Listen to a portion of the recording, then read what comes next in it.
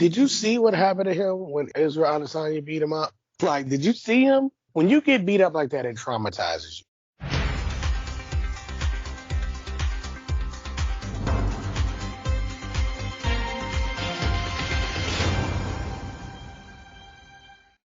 Hey guys, and welcome back to another episode of the Weekend Warrior Show presented to you by MMA Torch. I'm Rhys Lawrence, and joining me as always is MMA Torch Chief Editor Sean Covington. Today we're going to talk on a lot of things, combat sports of course, starting off by reviewing UFC Vegas 47, Strickland and Hermansson.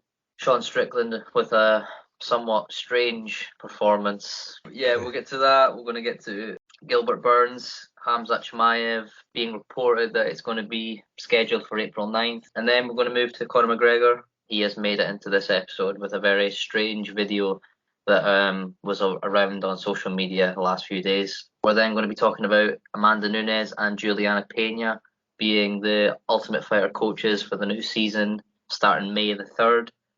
And finally, we're going to be previewing UFC 271, which is Israel Adesanya defending his middleweight belt against Robert Whittaker, which is this Saturday.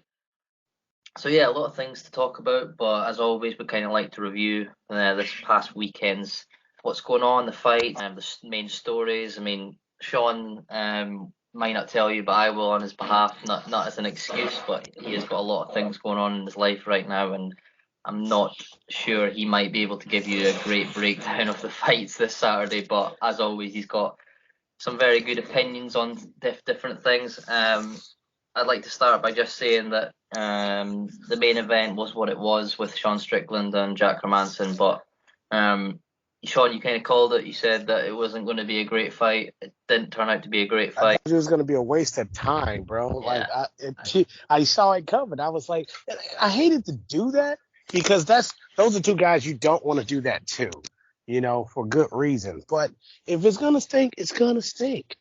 I knew it was going to stink.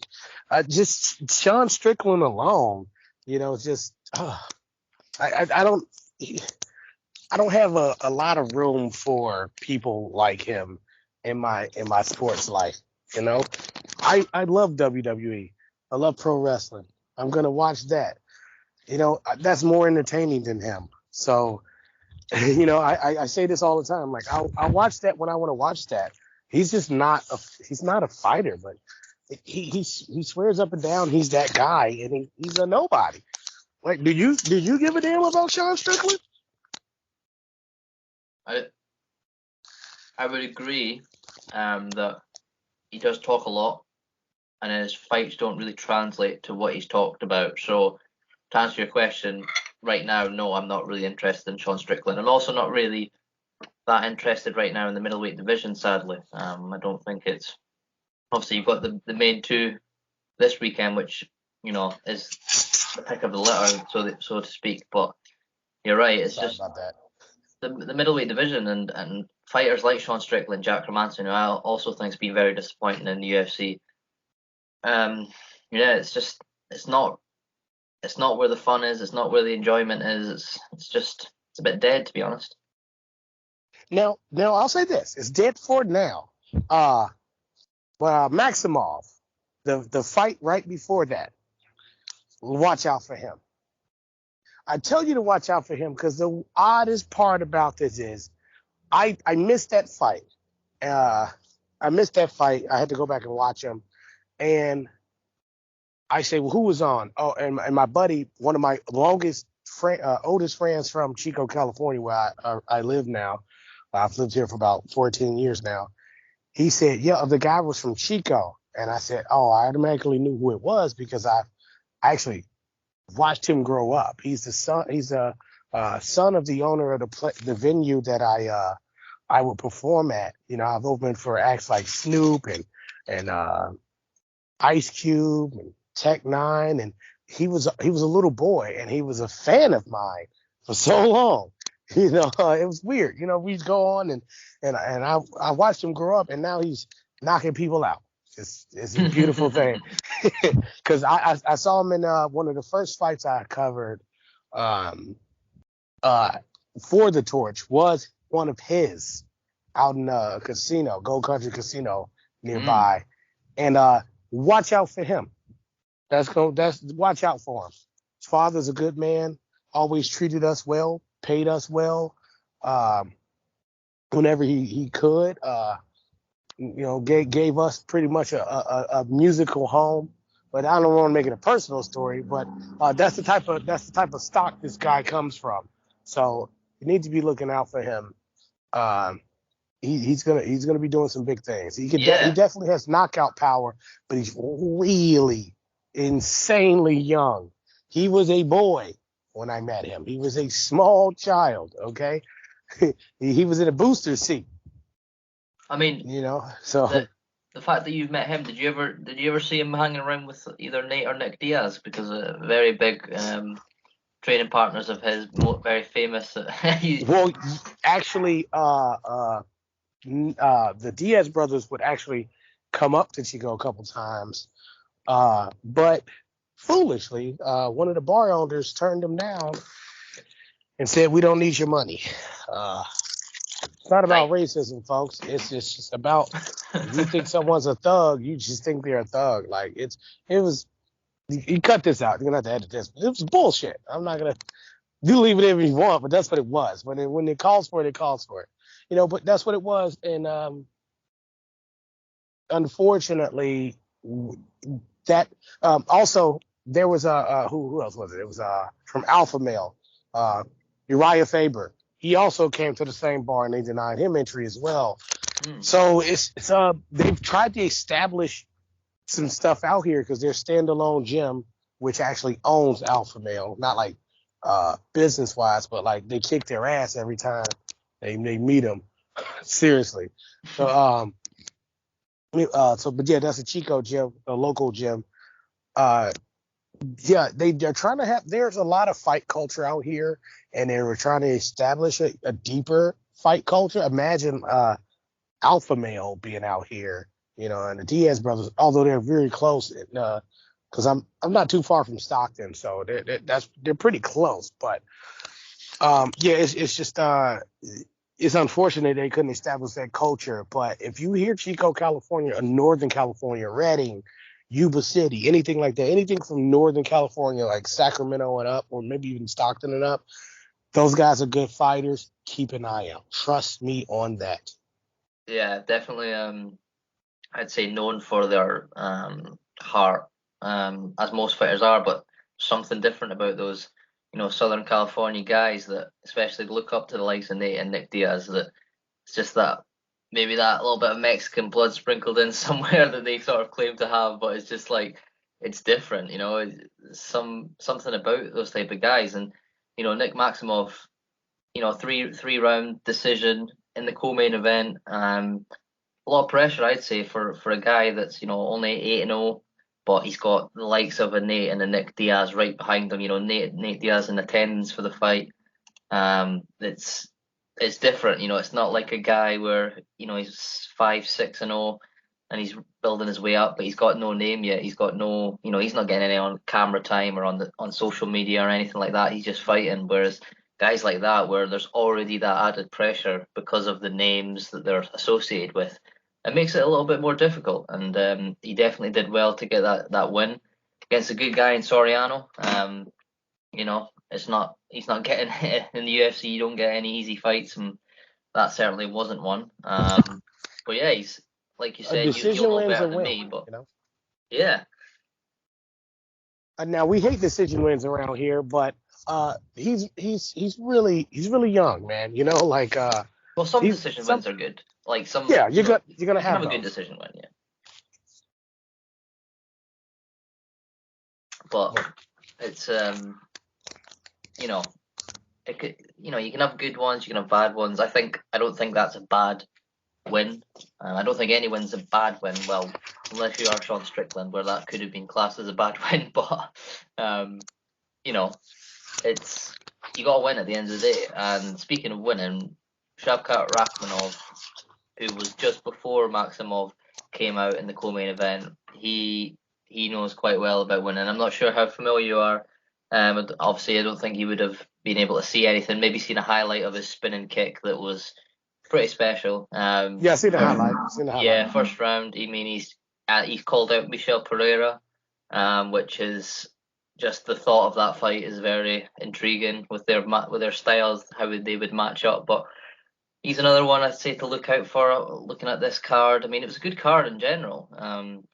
Some good, decent names beforehand. I mean, obviously not the strongest because of it being a fight night. The Vegas shows have sort of lacked something in the last few months, but I'd say this one actually kind of delivered in a way. There's some good wins. Brendan Allen getting back to it after his loss against Chris Curtis. John Castaneda, another that was sort of standout with a submission win. But obviously, Sean, we've got to talk about the main event in a little bit more detail, considering the sort of, where these two guys are at, their names, just where they are in the middleweight division. I mean, what can you see going forward for both guys?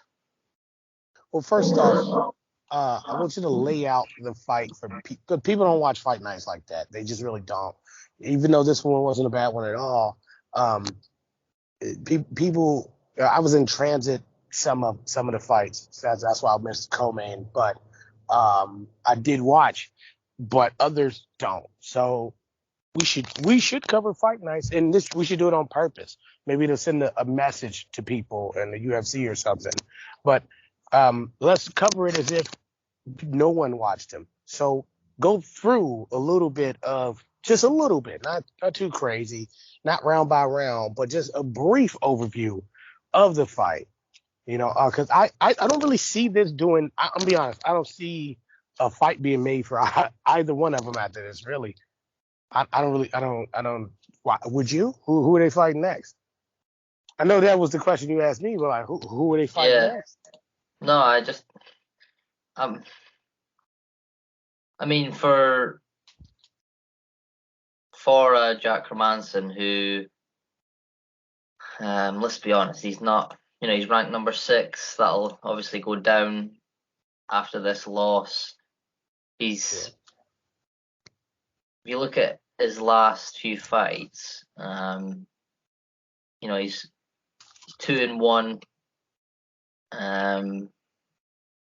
1-2 in his last 3. But we'll look at Jack Hermansson first. He lost. You're right. I mean, Darren Till, he's coming off a couple of losses. I know you're a massive fan of Darren Till, John. It's Gastelum's number 8, Uriah Hall 9, all got scheduled bouts. For me, which is crazy, is Jack Hermansson is ranked 6 and Marvin Vettori is 11, considering his last win, which was a big win for him, and he just fought for the title. So the rankings, to me, sometimes they stink. Yeah, they're terrible. I mean, that's what I mean. Like, think about where they really are. Okay, that's a loss, but it was a decision loss, and it's Sean Strickland. So, like, what do you do with them? What do you do with either one of them? I think for Sean Strickland, because it's difficult, because on one hand, he might not become a fan favorite because of the things he says, because of the way he fights, the way he kind of talks himself up, and then he has to sort of apologize almost after the fight when he goes on his social medias and he's apologizing to his fans because of the way he performed, even in a win.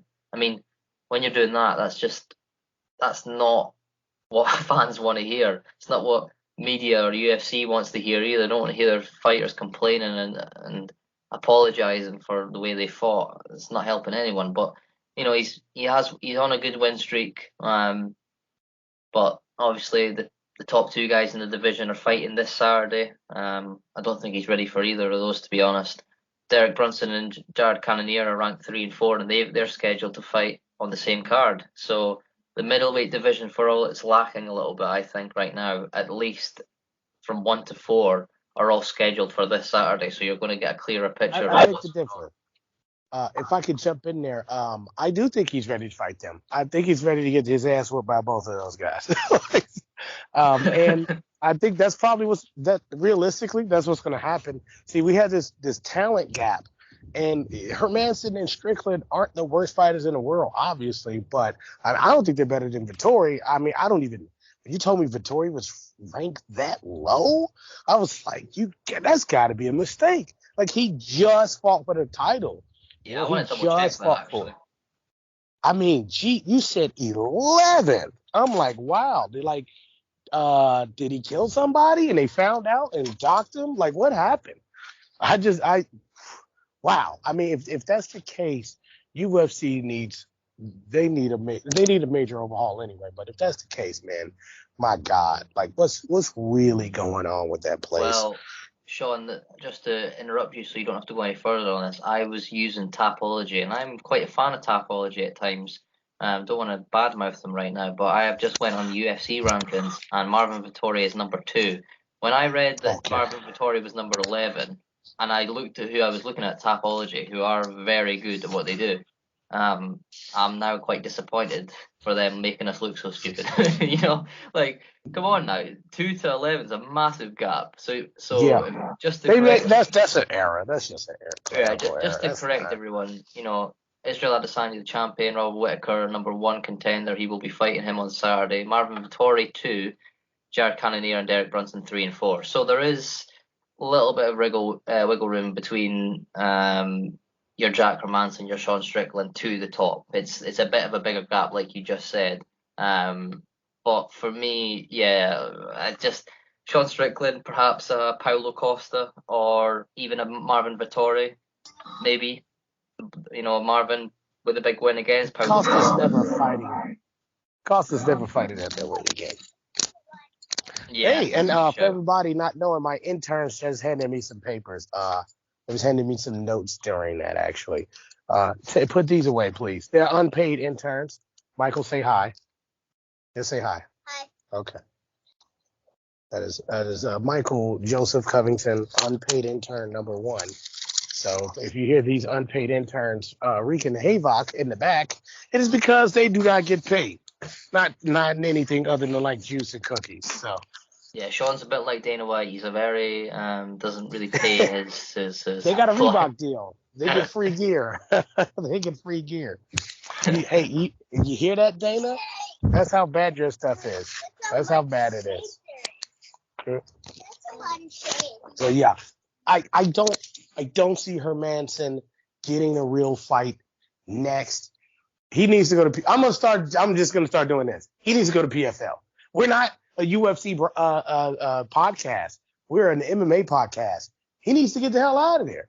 They need to fight lower competition because it's not good to be a middle of the road guy in the UFC. Be a top dog. Be a big fish in a small pond. Then people say they're not fighting the best competition. You know, tell that to Michael Chandler and who's the guy that Conor McGregor beat up. And then he got sent to the hospital when he went over to one championship. Why can't I have Eddie Alvarez? Yes. He was still a champion. Look, as much as I poo-poo on him, okay, he was a champion. He came over there and got a championship, and Chandler was in a championship fight immediately. And then a contenders fight after that. Well, not immediately. You get what I'm saying. Anyway, he is where he is as well. There's no reason to be in there with these guys if you can do it at a high level somewhere else. That's what we need to see more of. Hermansson can go over and make millions of dollars somewhere else. Go to one championship. Leave. Just leave. That's all I'm. Get out of here, guys. Yeah, I mean, interns are playing in the dirt. I think it's not a bad idea to suggest perhaps guys at the caliber, you know, because like you said there, they're not bad fighters. You know, Jack Hermansson, he's ranked number 6. That's in the world, and the UFC is the best combat sports organization in terms of martial arts, outside of boxing, obviously. But number 6 in the world is incredible, you know, to get to that point. But there is a big gap from then to the champion Israel Adesanya, and considering his rocky path so far in his UFC career, like you said, a big fish in a small pond. I don't even think he would view it like that. If you were to tell him now you can get a deal in PFL Bellator, Eagle FC, which I'm currently writing something about, and a lot of exciting things coming out of that organisation from what I've read and things like that. So just, any of those organisations, you send a Jack Hermansson there, he doesn't become the whole organisation, becomes a massive part of that. In the UFC, it's just another part. And I think it would do.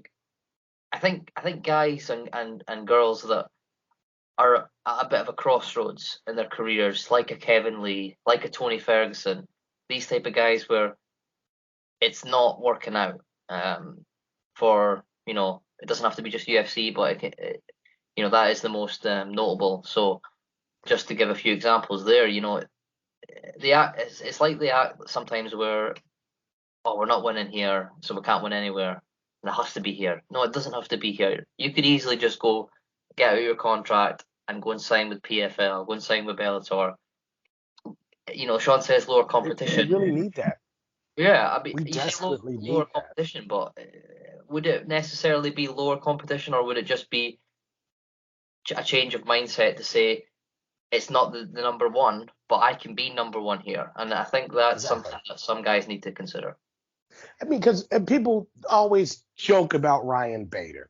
Oh, Bader, he had to leave and go and be a champ there. And it's like, but he is a champ there. And the only person he didn't really beat was, I know he lost to Machida, but, he lost to John Jones. He shouldn't have lost to Machida. I think that was his last fight in the UFC. That was complete garbage. He did not lose that fight. I don't know what they would watch him, but there's no way he lost that fight. Like, whatever. It shouldn't have went to decision to begin with. He should just knocked him out and then, went about his business. Anyway, he only lost to a former champion. His big losses were to a former champion and to, John Jones, who was the current champion. So what's the big deal? Sure. He doesn't need to worry about his place in mixed martial arts. I know people are going to rank others in front of him, but for instance, someone would say, Jan Blachowicz is way better than Ryan Bader, right? Just because he's in the UFC. Cool. But how? How is he better when Bader was holding multiple titles at the same time? He had like 4 or 5 championship belts on him at one point. I get what, he was just crazy. He was just laced with gold. Do you not want to be Ryan Bader? Do you not want to be him? There's no way to totally know until you pair them against each other. So it's proven to your point of, we say that Jan Blachowicz, for example, or a Gegard Mousasi or a Douglas Lima are better or worse than the division champions in the other organization. We don't know until we see crossover events, but unfortunately, I don't think that will ever happen. And they should happen because it's not like I think it gets you more money, to be honest. Or I think Dana doesn't want to do it because he'd probably get priced out.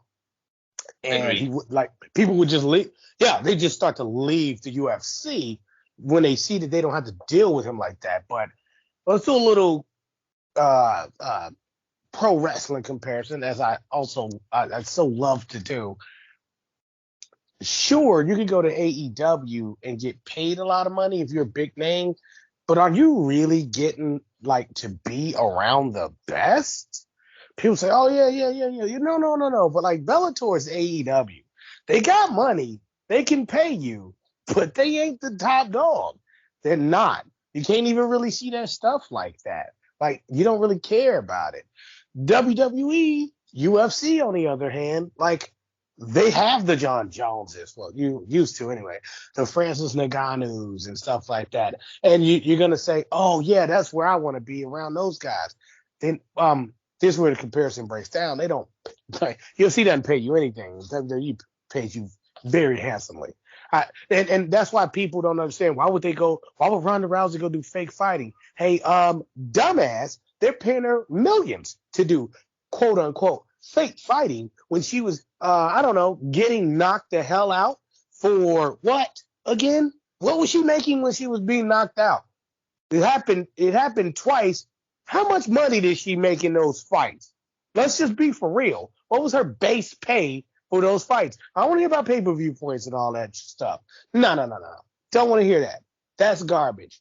Tell me what they paid her out her pocket, not what other people contributed to her in the crowdfunding PPV point garbage. Don't care about that. Throw that out. What was her base pay?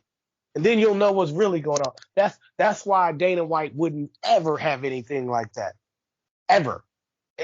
It price them out, and these guys would understand that they could kind of do their own thing somewhere else. Like people leave AEW, WWE all the time to go to AEW. But when you find yourself there, what are you going to make of it? What do and that's what I'm concerned about when I say, hey, people should go to Bellator or they should go to PFL. Like, what are they going to make of it? I want to see Jack Hermansson with some gold around his waist. I do. But can we see that? Is he, like you say, is it going to be a mindset change, or is it a level in competition change? We kind of need to be able to gauge that more. And one of the things I thought of, I was just thinking of a few minutes ago, is we should do our own draft. We should just kind of take the just the ranked MMA fighters. We could do it by division. Like a fantasy draft. Yeah, we should do a fantasy draft. Hey, interns aren't allowed in here right now. Get out. We're filming. That's a good idea. Also, because we do like to look through the rankings, get our sort of opinions across on the fighters and things like that. But I like what you said about Jack Hermansson there. I think fighters like Jack Hermansson, the situation he finds himself in, are they need a little bit of a change in some way. It doesn't have to be changing the organisation totally. It doesn't have to be moving gyms. I just think sometimes there just needs to be a little tweak, because I do see talent in Jack Hermansson, and for me, if you were to say the best Jack Hermansson versus the best Sean Strickland, I'd say Jack Hermansson would win, but that doesn't always happen, and it's one of those where you sort of people are trying. Sorry. Yeah, it's just that it's a bit like a good and a bad sort of element to that fight. I think a lot of people don't like Sean Strickland. A lot of people like Jack Hermansson. I think he's quite like a face, if you will, another WWE reference there. Yeah. Baby face. Sean Strickland, a bit of a heel in some ways from what he says from time to time, but it was a tough fight. It was a grueling fight. It wasn't the most technical fight, but Sean Strickland did deserve the win, and he did dominate the fight. But just so we round circle on this, Sean, there was a bit of a controversial. I say a bit of, but it was controversial. Sal D'Amato, one of the judges for the UFC, scored the contest for Jack Hermansson when it was clearly a Sean Strickland win. It got a lot of bad reaction from social media. Eric Nixick, Sean Strickland's head coach, said something in a tweet, I believe, or an Instagram post. We'll talk about this going forward. It's talked about every week almost, about judges and things.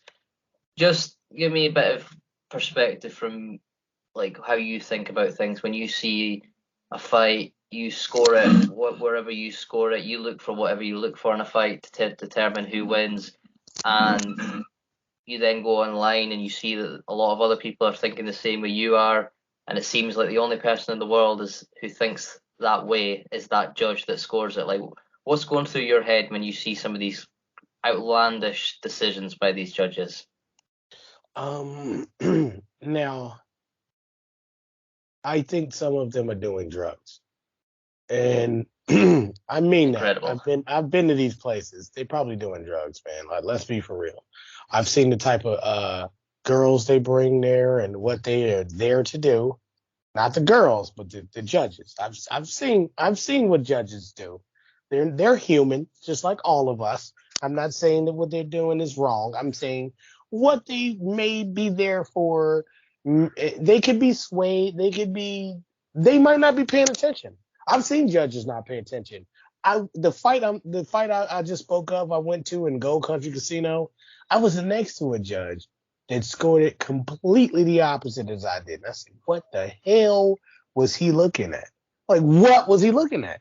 It was a clear, like, he scored that round clear for the other guy. He damn near 10-8'd him the way he was doing the scorecards. And I was like, yo, what? I was like, you were right here next to me. You saw the guy lose the round and you scored it for him? It was weird. I actually caught some heat over that because the guy, the actual fighter, didn't like that I said he lost a round. And I mean, he won the fight, sure, but he lost that round clearly because he was on the ground the entire time. The guy almost tapped him out. He put 2 submissions on him, right? He didn't have him for a long time, but he was working him the whole round. And he said, hey, man, I won that fight. I didn't lose a round. I said, you lost that round because you were on your ass and you were on your back. You won the first 3 clean and easy, and you started showboating and got lazy and tired in the the 4th round. He cleaned him up. He cleaned up real good in the 5th. But, it's about favorites, man. John Jones lost 3 fights in front of our face. 3 of them. 3 of them. And people don't care. These judges are out here just doing whatever they want to do, partying. It's, oh, yeah, man, I'm going to live it up. I'm going to do this. I'm going to do that. And yeah, I guess this fight's on. I've seen the judge not even looking at the fight, like in his phone. And as a matter of fact, the day it was the Nurmagomedov and McGregor fight. And I think that's when he threw a chair. That's when they had the post-fight scrum, if you will. So he was watching that, and I kind of don't blame him, but like I wasn't a judge, so I do blame him. But yeah, man, they're clearly doing something on the side that is not conducive to judging something properly. Whether that be being drunk with power or just, nope, I'm going to say drunk with power. I think most of them are drunk with power. Like, if you remember years back, the Canelo and Triple G fight, the first one, or even second one. One of them both of them were terrible. Both of them was terrible as far as one judge, but yeah, that first one, like, it shouldn't have been a draw. Canelo clearly lost that fight. Like, he lost. He got beat up. He got outpaced, beat up, and he looked like he did against Floyd Mayweather, just frustrated. But the way they scored that was bad. Like, Canelo should not have won a round, I'll tell you that. If you want to say it was a draw, Canelo can't win a round. Yeah, what you said there, some people might be like, what is he talking about in terms of like judges and what you've seen and stuff. All that's true. That happens. Judges not looking, judges on their phones, and you just think, this is 2 guys who are in the octagon, ring, if it's boxing, whatever. And they're giving everything they've got to get a win, for money, for legacy, for whatever it is, whatever they're chasing, whether it's just to put food on the table for their families, because they love the sport. It doesn't matter what the reason is. What the problem is that they're doing this and they're putting themselves in a lot of danger. And these judges at times don't even care. And you could say, well, they've got they watch like 12 to 13 fights an event. It's not, you don't see the commentators just stopping midway through talking and going on their phones, or, the security on their phone. Why is it that the most important people in that sort of aspect of fighting, outside of the referee's job, why are they the ones not paying attention? Out of everyone that's there, they need to be paying attention, and they're not. And it's always been a problem for a while. It keeps happening. It's going to keep happening before anything's done about it. But at least you can do is watch the fight. They're not. Another thing about the UFC is the fighters don't make it interesting. They get comfortable. They get comfortable, and they don't engage with Bellator. I don't get bored like that. UFC, if it's a boring fight, it is far more boring. Like it's the most boring fight on the planet. In an indie promotion, any one of them, no matter how boring the fight is, I don't know who they are, so it's still exciting. Anything can happen. When you watch two fighters in the UFC go at it, you know whether or not something's going to happen. And 9 times out of 10, nothing's going to happen because they're looking to protect spots. They're not looking to finish fights, just looking to protect spots. I really got on Kobe Covington about this before because he was just looking to win the fight by outpacing the guy. And by rule, you should be going for a finish in mixed martial arts. Like, if you're not going for a finish and it goes to scorecard, like, imagine if I say on paper neither fighter went for a finish, that's a draw, right? Yeah, I mean, it's a hard one. It really is, because what you're saying there is true, but sometimes a fighter just, you watch and perhaps for some reason something's gone wrong in the training or whatever, and they're not totally prepared for the full 15 or 25 minutes. And, for 25 minutes, that is main events, that is, title fights. That shouldn't happen unless you're Derek Lewis, who, is very open with his cardio and struggle of doing main events. But outside of that, it's like, you should be ready, but if you're not, to go the full distance and you start to take your foot off the gas, but that shouldn't hinder a result. I know what you're saying about both guys going for it and it could be a draw, and if both are doing it, you've got a good point. But you'll see some guys and they'll push the pace. Whatever that judge was looking at in the Sean Strickland fight, I mean, what he was seeing Jack Hermansson do in most of the rounds that the other two judges and everyone watching weren't. It's just, you'd have to ask him, be in his mind to do that. But it's a crazy sport to be involved in, and if you're not totally in with it, it's difficult to get on board with your decisions, and you being the person that is making decisions at such a high level. You're talking about the UFC. This is millions of people are watching. There's not millions of dollars being put out to the fighters, but there's a lot of money getting put out by the UFC in some ways, and it's a high level production, and yet you've got low level judges at times doing your cards. It brings the product down at times. It just doesn't, when you watch a good fight or a good comeback, the guy gets beat up in the first round, but he wins the next two, and for some reason the judge is giving the first two rounds to the guy that only won the first, and you're like, what have you not seen? And it becomes really frustrating. And it's just, I don't have the answer. I don't think anyone does. Otherwise, people would be saying it. But it's just, something needs to change. Something has, we've got to talk about it more. Fighters just got to do better. These fighters have got to fight better. Now, people are going to say, oh, man, I can't believe you said that. But Moreno, Figueiredo 3, right? Why didn't one of them go? Why? Okay, Figueiredo, right? He's trying to win by any means, and that looked like that was going to be decision, right? He didn't want to outstep, he didn't want to outpace himself or do anything out of the box. He wanted to do enough to win, but he didn't want to do so much that he lost because he was, being taken advantage of by Moreno and counter striking or anything like that. He didn't want to make any mistakes.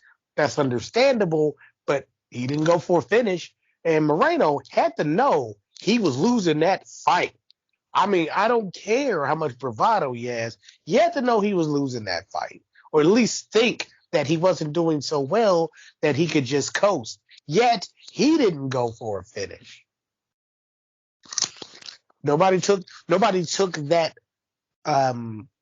that step forward, that game-changing step to go for the finish. When it happens because they step on the gas, and neither one of them did that. So you want people to judge your fights correctly, and you want them to be all in on it, then you be all in. I know people are like, oh man, how could you say they weren't all in? Well, neither one of them went for a finish. And Figueiredo didn't need to because he was winning, and I get that. But Moreno should have. And I don't know why he didn't. By the fourth round, he should have been desperate.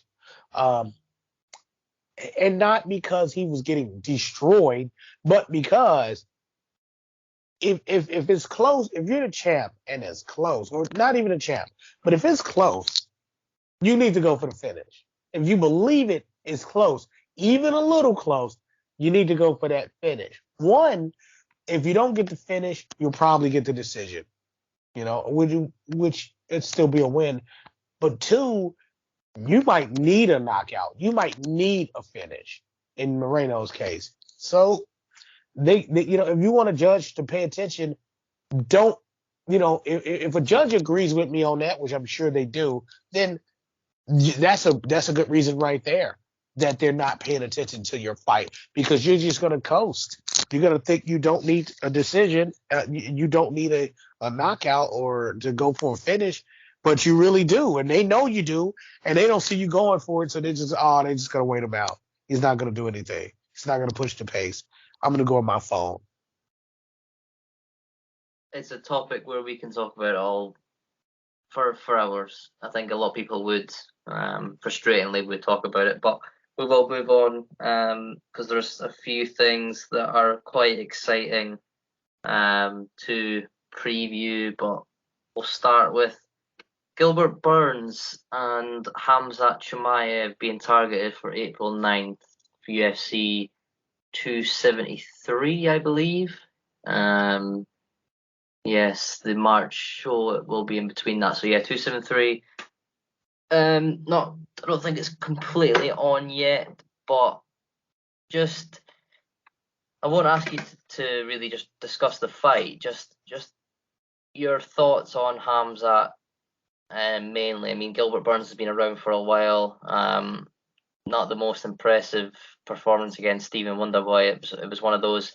Every win's a good win, but sometimes a win can look not good, and I think that was that. But yeah, your thoughts on Khamzat? Have you been impressed with what you've seen, considering the time he took off between getting COVID and coming back, and the hype that's has got his name attached to? What's your thoughts? He's going to get finished. Gilbert Burns is going to introduce him to mixed martial arts. He's going to get finished. And it's not going to be funny. We're not going to be talking about him. And that's going to be the end of all of that. Now, if he finishes Burns, that's very different. But I think it's going to be pretty easy work for Gilbert Burns, to be honest. Look, now, I knew that Wonderboy fight was going to be a snooze fest. God, I knew it. Wonderboy, get the hell out of MMA. Like, what are you doing? What is he doing? What is he doing with his life? Like, this is his life. Don't go to PFL. Don't go to Bellator. Just get out. You're not even fighting like you have heart anymore. Like, as a fan, what is he doing? He's not trying to impress me. He's not really trying to win fights either. You're just going to stand there and spar for, the entire fight? What are you doing, man? I know this isn't about him, but Gilbert Burns is going to win this fight. And the worst part about this fight, we're not going to get to see someone explosive ascend. Gilbert Burns is the stopping point. This is where he's a gatekeeper. Whether anybody likes it or not, he's a gatekeeper, and he's a measuring stick. So he's a stumbling block. When you stumble against him, you can't get past him, that's the end of your push. You're done. So Chimaev's kind of done, to be honest. This is it. He has to knock him out, or that's it. And I don't mean now. He could have an impressive decision if Burns just doesn't let him finish him, and he hangs in there and Chimaev just kind of just beats him up. I don't see that happening. I really, really don't. I see him just dominating. I see Burns dominating. In a really bad way, a very unimpressive, this fight's gonna get booed. I mean, how do you feel about that? Because I think it's getting booed out the gate. I think it's gonna be lay and pray and boo. It's first round boos. Well, I think it about the boos.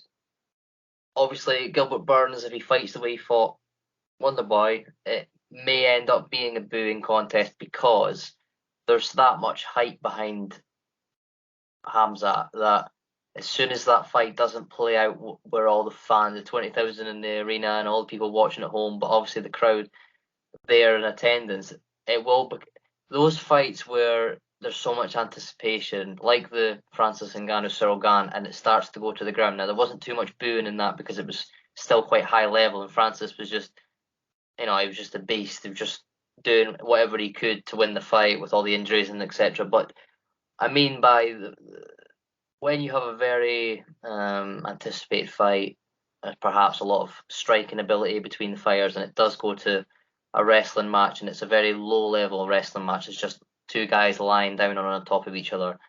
At times, you can warrant the fact that there's just booing because there's nothing else going on. But I don't think Khamzat can fight like that. I think he's much the type of fighter that wants to please the crowd. He wants to show this crazy energy and crazy stamina of just full out wrestling, striking. He does it all at the same time. He just it's like when Brock Lesnar speared I forget who he was fighting, but he just ran across the octagon and speared him in half almost. Like it was just, you just don't see that. And Khamzat reminds me a little bit of just that sheer intensity. But I don't know. I think it's an even fight. I think it's crazy to say it's an even fight. I mean, Khamzat's 10-0. He's not fought. Li Jingliang was the toughest opponent of his career to date, and no disrespect, that is quite a tough opponent. But you're talking from that to then Gilbert Burns is a big step, and you're saying I don't think he's ready. I think Gilbert Burns will win. Obviously, you never know. It could go either way, but I don't know. I sort of had my doubts beforehand with Khamzat. Little doubts, not completely doubting, but just you can do it at that level where you're fighting guys that haven't really been accustomed to winning, and a loss isn't seem so much of a thing because they've had losses before. But when you take that next step, I don't know if I'll be doubting him come the Gilbert Burns fight. I think it's it's an even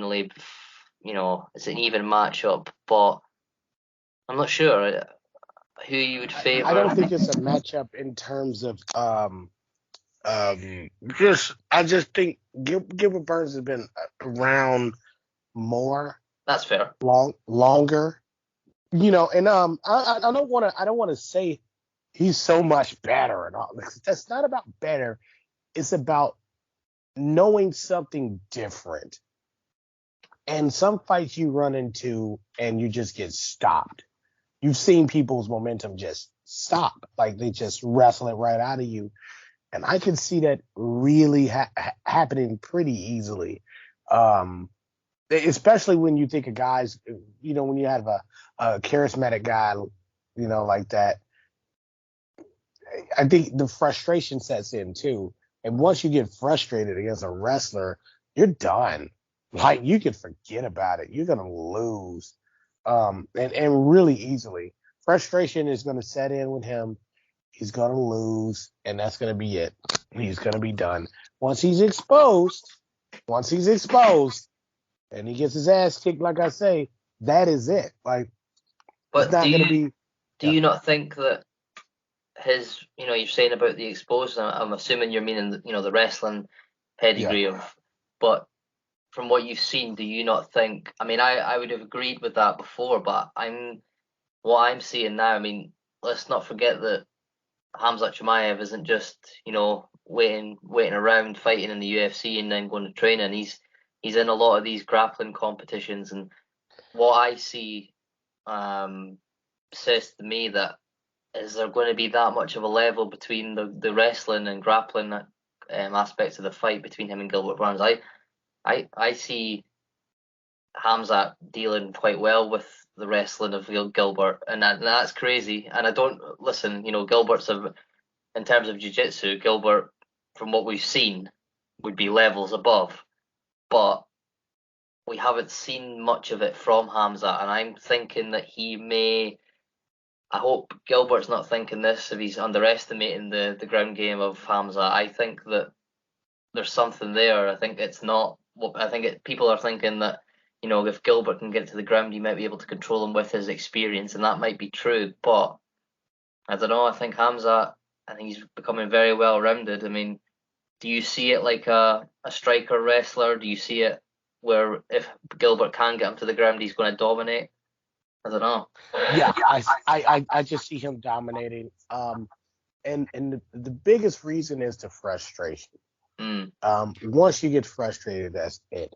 I just see Gilbert Burns as a high level wrestler that knows what he's going to do, versus Chimaev thinking what he's going to do. Gilbert Burns knows he could do certain things, and he's going to do them. And once he employs his game plan, it's no, you're not going to stop it. I wish I could say differently, but I haven't. This is I could be wrong. I don't think I am. I don't. It's not to say that Chimaev has not been doing anything or training, or that he's not like worthy of the fight, because he clearly is and truly is. It's just that I cannot see past him just being on the ground, just getting worked. I've seen it too much in the UFC to think anything different, unless Burns comes out really flat, because he he has a tendency, like like Wonder Boy, he has a tendency to do that.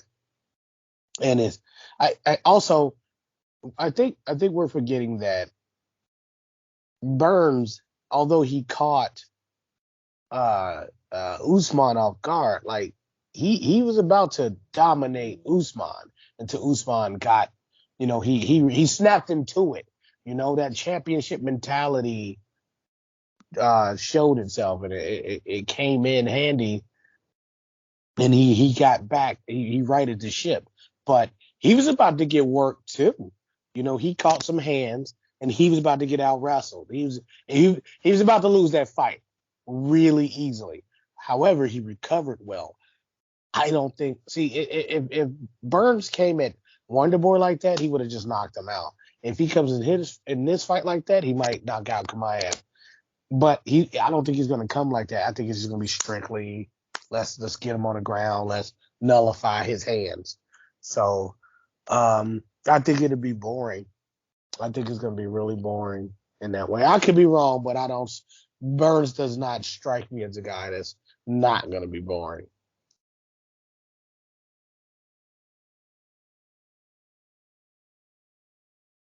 I'm not sure any fight can go any way, but boring I wouldn't attach to Khamzat Chimaev just now, but I can see where you're going with it.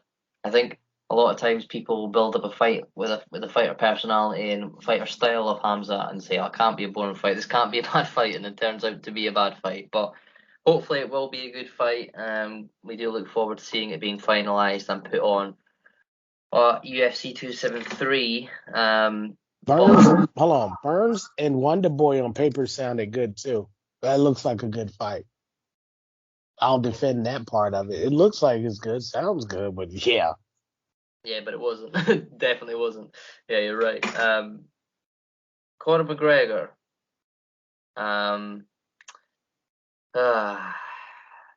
Where do we start? It's just, I mean, I know sort of your opinions, but there was a video posted, I think it was on his Instagram. I think he deleted it. He tends to do that with his social media stuff, to post, delete, but a video of him lying down eating some form of chocolate or lollipop, whatever it was, I don't know, but he was somewhat intoxicated whilst doing it. It was a very strange video. He was laughing at himself. He was, just not really what you see from anyone else.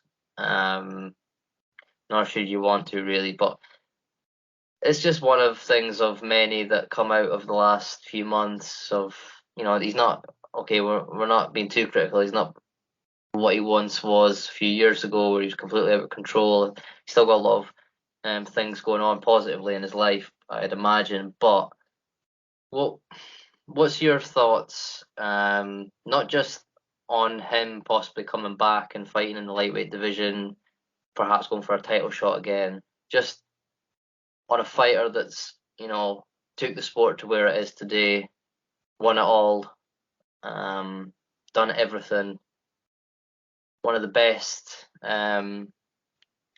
characters, fighters, stories you'll ever see. But what do you think of right now in terms of where he's at, what he's doing, and how he's acting? Well, it's a rags to riches story, and you know, he's probably going to be broke soon because a fool and his money are soon parted. And he's a damn fool, so he'll probably be broke.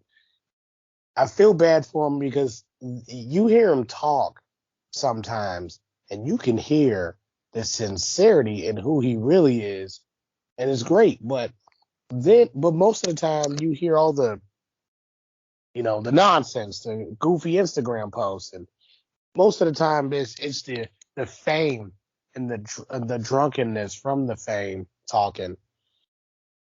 And it's super unfortunate because it's the same thing with John Jones.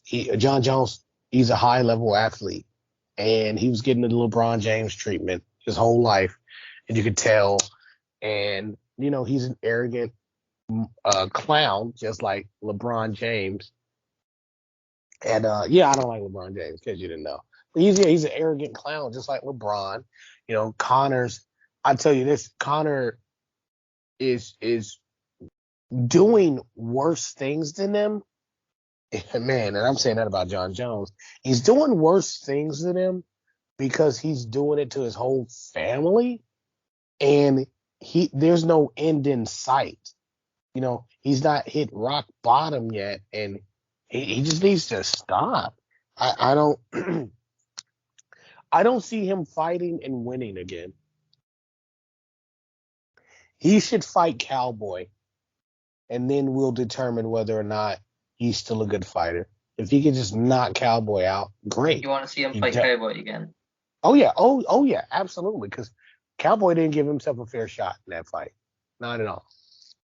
So Cowboy was too busy letting Stephen A. Smith be right about him and be a clown. Oh, you don't know MMA. It's like, well, yeah. Well, if he doesn't know MMA, how did he know that you weren't prepared to fight Conor McGregor?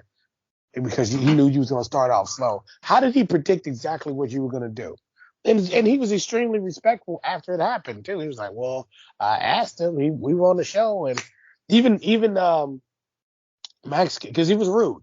Even Max Kellerman, who was a fighter, fight analysis guy, he didn't let him be that rude either. He didn't let him fall for it. He just, he was like, nah, man, like that's a fair question. I'm gonna back up my partner on him and on it. And I just think that Dana White and Conor are responsible for that. So like when you say, he is responsible for where the sport is, and that's unfortunate too. Look at John Jones. Look at Ngannou. It's not about them asking for more money, but it's the behavior that goes along with it. If Michael Jordan and Tim Duncan ask for more money, I'll give them more money. If LeBron James, I'll leave him out of that because he doesn't do anything outside of the court, off the court. He does make stupid statements politically, but and I, but I that's at least it's just a statement. He's not going out and going on a coke binge and trying to kill getting into car accidents with pregnant women like John Jones or having alleged really bad things happen in other countries, like Conor McGregor, like really bad things. Um, but uh, what I mean is, everybody's got a bad attitude. Everybody in MMA has a bad attitude. I hope Usman. Remember how bad Woodley was? Horrible. I hope Usman doesn't get that attitude. I felt like he might go that way in his last fight. Felt like he might do it, and he still might. Jury's out right now. I don't even know who's going to fight next, but if he starts asking for more money, it's McGregor's fault. And Conor McGregor isn't even around to do anything. Like he's not even around to do the interviews better than what it should have been Cowboy on First Take. It should have been Conor McGregor, you know? Because he could do and say things that others can't, but in a way that also won't get him in trouble. You know, most of the times he's doing it in other ways that do get him in trouble, but he does have the ability to be charming and blah blah blah. You know, it's just he's a clown right now. He's got to hit rock bottom, and before he does that, he's gonna be on a nasty losing streak. Like he probably won't win his next 5 fights if he even has 5 fights left in him. Well, he is kind of on a losing streak just now. Anyway, but it's where do you go? I mean, the problem is that people can sit and Rehab. well, I think he's perhaps already checked in there once or twice, but you won't know, and people, us sitting here, a lot of other media outlets and people, fans, the couch warriors will sit and discuss and debate,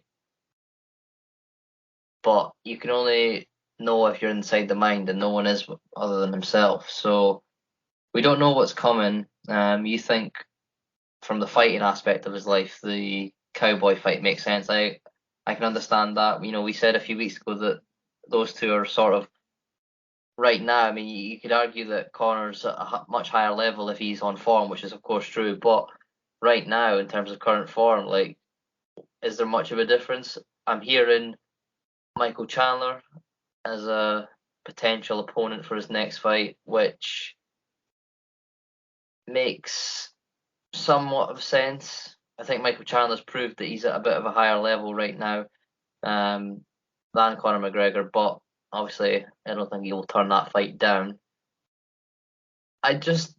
You've got to make the comparison and separate the two of, is he going to fight because he wants to fight? He tells everyone that he loves this, the game, he loves the training, the keeping in shape, the fighting aspect, the learning still of martial arts, and you partner that with, is that just a bit of talk to say that you want to still be classed as relevant, a talking point in the sport?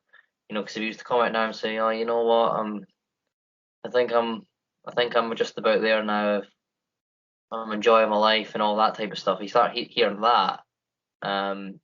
It's like Tom Brady when he retired, or retired once and then it wasn't official, but then it became official, and you start hearing about the family aspect. He wants to step away because of his wife, and if Conor starts doing stuff like that, then we'll know. But the problem is that he still seems, when he talks to the media, when he talks on his social medias, he still seems like he's at least trying to, convey that he is still dedicated and hungry and so focused, which is fine him saying that. But then when you see what you're seeing and the way it translates in a fight, it doesn't come across. It's like Sean Strickland when he talks about it and then the result doesn't go his way, or if it does go his way, it's not the way he says. I mean, you can't predict things.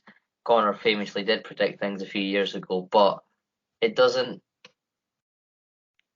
match up if he's saying these things that he's focused and 100% dedicated, but then he's in pubs and he's drinking and he's living the life of one of the most famous people in the world. But he's hustling. He's hustling us, and he's trying to hustle us, but he's really hustling himself. That's I, what it is. I don't know what it is. I think there's a big cloud over that whole Conor McGregor just journey now. I think it's all set in stone. I'm now at the point where I don't even know if I want to see him fight again. It's crazy. I used to, me as long with so many others just would love it. It was the fight week. It was the build up. After those Poirier fights, it's like, for me, I kind of think, oh, I know you're not at that level with these guys. These guys, because of being so active and things, I don't know if I can see you in these fights again. I hope I do, because it lifts the sport. It brings so much positive to it. But I mean, and the beauty of it, if I say this and he comes and he proves me wrong, he proves everyone wrong, that's a win-win, because yeah, you were wrong, but you got something so much better out of it than me being right. I don't want to be right now with what I'm saying, but for me, that's the only way I can see it right now. I mean, Michael Chandler, what would you give him a chance in that fight, for instance? No, I don't even know why you. I don't know why you mentioned that if you want to see him fight again, because Michael Chandler is the one that's going to send him to his grave. It's not his grave. He's going to see his career to his grave. Like, he's going to kill it. He's done. That's the last fight he should ever have. Michael Chandler is a young, hungry, and better, a younger, hungrier, and better Conor McGregor. I don't even know if he's actually younger, but you get what I'm saying. I don't care. He could be older. I don't care if he was 10 years older. He's still younger than Conor McGregor in a lot of ways. He's gonna knock him out. He's gonna blitzkrieg him, man. Yeah, like, no, I don't want to see them. I don't want to see that fight there's other fights they can make. Tony Ferguson. Yeah. Who else is in there? I mean, you've got Beneil and Islam scheduled to fight each other. Woodley? Why not Woodley? Woodley, I think the boxing's keeping him away. Yeah, but he can, like, Conor can jump, so we can put him in two different, why not Volkanovski? Why not Holloway? Volkanovski obviously scheduled to fight in April, but I see what you're saying. I mean, Max Holloway's a good idea. I like that. Yeah, I like that idea. I think that's a really good. That's a really good. For me, fight. That makes sense. I'd like him to stay at lightweight. I think welterweight he's too small for the top guys in welterweight. I think he's too big for featherweight now. I mean, you look at him now. He looks like a welterweight stroke middleweight with how much weight he's put, muscle he's put on. But that will obviously cut during in training for a fight. I think lightweights is problem is lightweight's the deepest division in the UFC. It's the most competitive division, and I don't see him winning a belt again in the lightweight division. So it's whether he just wants to fight, whether he wants to go for another title shot. If he was to want to go for a title, it would be. I mean, you look at welterweight's got Kamaru Usman, the pound for pound number one, and featherweight's got Alex Volkanovski, who doesn't look like he's going to lose a fight again unless it's under the name Max Holloway, which could easily happen. But I just Gaethje's fighting Oliveira, Poirier's around, but he's not going to fight him for the fourth time unless somehow the UFC can just lie to us that we need to see this fourth fight. I don't think people want to. Michael Chandler's fifth. 3 and 4 are scheduled, so you don't want Michael Chandler. I can see them making Michael Chandler. I can see them making Dos Anjos, who's 6, Tony Ferguson 7. I mean, he's got options. He's always got options. They have guys that are ranked 15, 14, 13, 25, 35, 45. Give him Wonder Boy. They'll want it. Give him Wonder Boy. Oof. Masvidal after his Kobe Covington fight. I mean, we're just dreaming here a little bit, but it's there is some form of reality to this, because I do believe he will fight again. I do believe he wants to fight again. I just don't know if I want to see it again. But we will see Conor McGregor soon to be again in the headlines. After that initial story of him doing whatever he was doing after a few drinks, I think he was. But we'll move on. are we going to be here? I'm going to be here all night, Sean. I think it's getting late here for me already. But Nunes and Pena agreed for the Ultimate Fighter new series to be coaches starting May the 3rd. Your thoughts? Obviously, the UFC are trying to build this storyline again for the rematch, the anticipated rematch.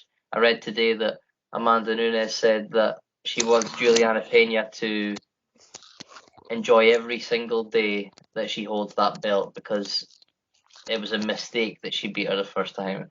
Apparently, Amanda said that I wasn't there that night and I'm coming back for that belt. So what's your thoughts on those two being scheduled for the Ultimate Fighter to build that storyline for the rematch? I think it's a great idea to do that. When I saw that, I said, good. They care.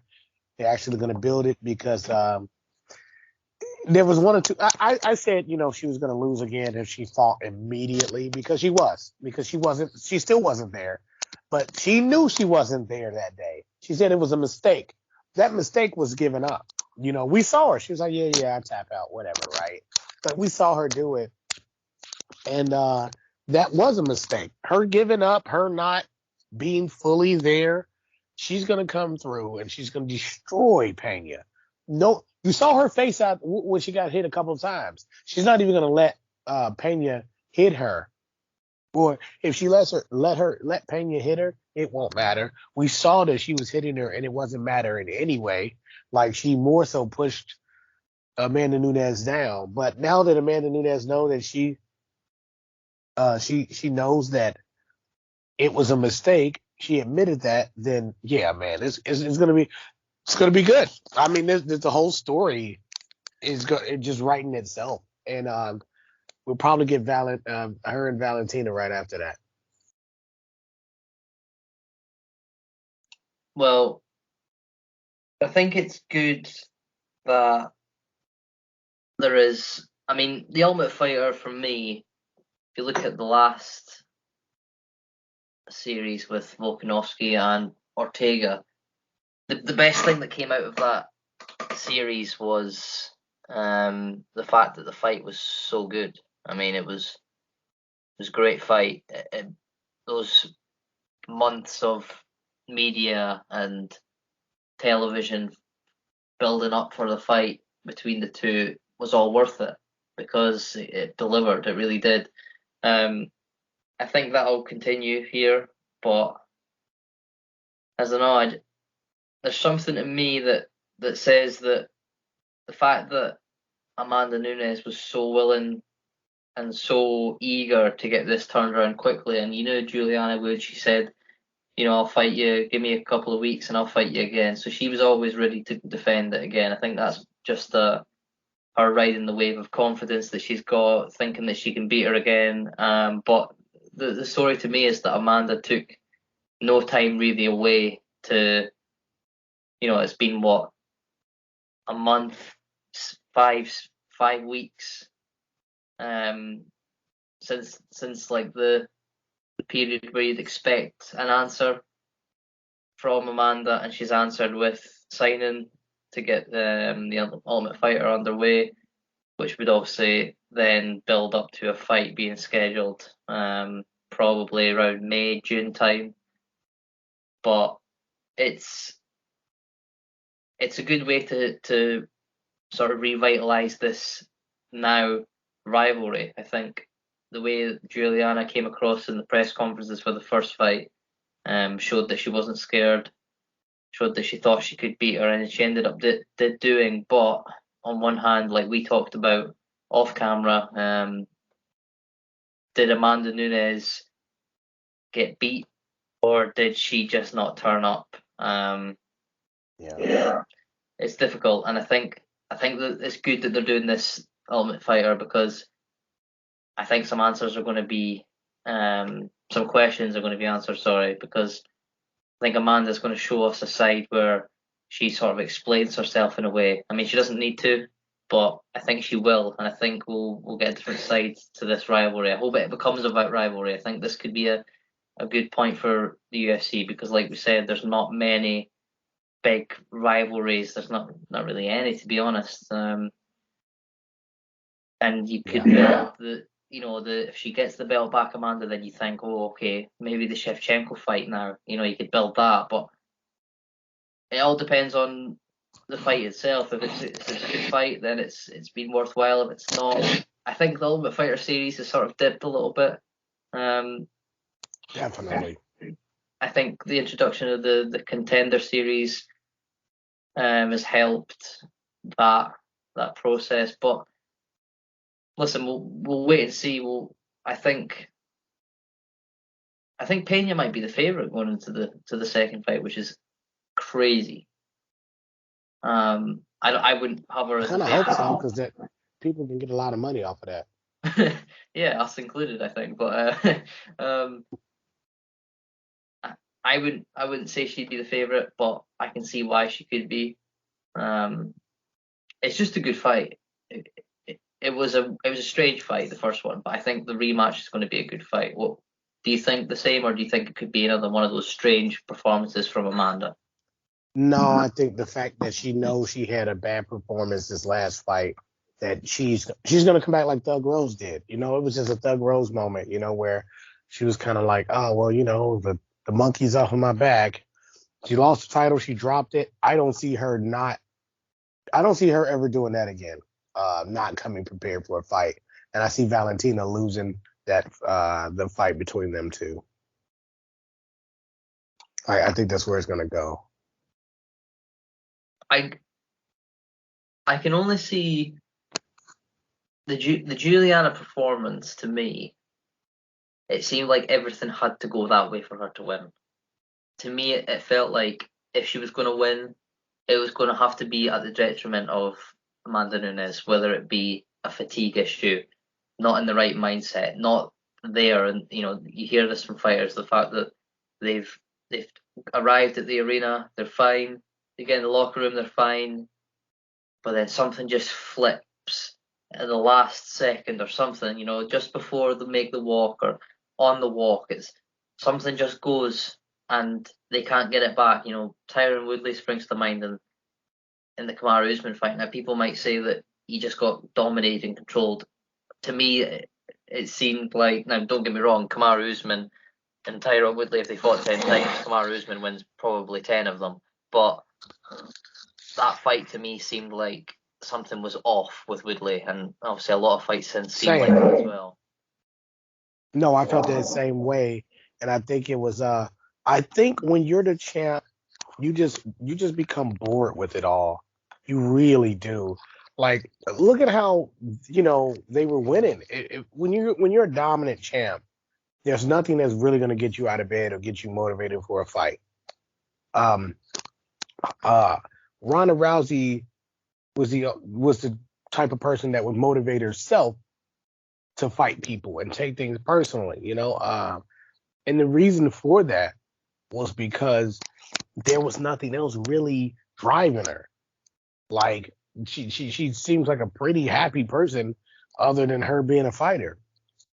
And when you look at it that way, it's like, oh, well, how is she able to fight people? Well, she just, she just would manufacture heat just so she could go out there and do what she does best. Pena's not going to understand. I don't think she's going to understand the fight she's in this time. Yeah, she fought Amanda Nunes. Amanda Nunes knows how she works now. She knows to stay out of range of her really weak punches anyway, but I don't even think she's going to let her punch her. She might, just to show how weak her punches really are, but she might do it just to see that, if I was really here, I wouldn't even. She's going to dominate her. This is where her head is. And I don't think that she'll be that lazy champion again. Who else was a lazy champ? Usman clearly isn't. I think for the first 2 minutes of the first round of the Gilbert Burns fight, yes, he was a lazy fighter. And he came out there, he got caught slipping, and Burns started to put it to him. But he righted that shit pretty quickly. Yeah, I mean, it's like what you're getting at there. It reminds me. Do you think that the Amanda Nunes performance was down to the fact that it seemed like it was impossible for her to lose. The odds, everyone saying greatest woman of all time. Do you think it's her listening to that noise, listening to the fact that, there's nothing really that she can do in Julianna that's going to worry me, that at this point it's just routine? Or do you think it was just an off night? What would you lean towards more? It was both.